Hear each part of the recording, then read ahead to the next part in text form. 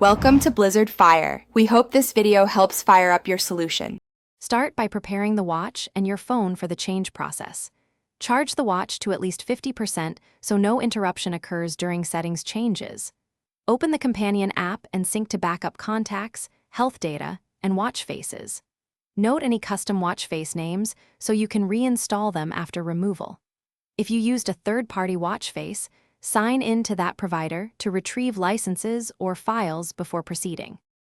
Access the watch settings and navigate to watch faces or display settings.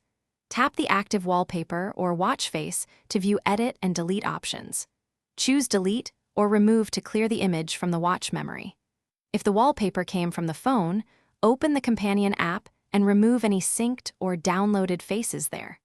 Confirm removal on both devices to ensure the wallpaper no longer appears or syncs back automatically.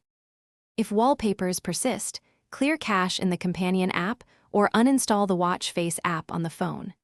Repair the watch after uninstalling to ensure any synced images are cleared.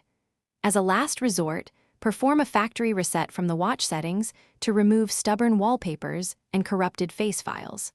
Remember that a factory reset restores defaults and erases all personal settings. Restore your backup after reset to recover essential data.